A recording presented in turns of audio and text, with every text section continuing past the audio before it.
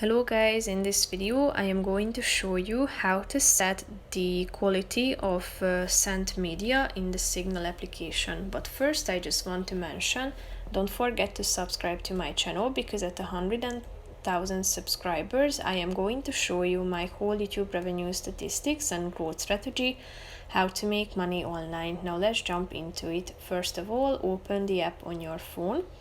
Click on the chats icon down below in the left side corner of the screen, and then click on your initials in the upper left corner, then tap on settings. Scroll down until you find the data usage section and tap on it.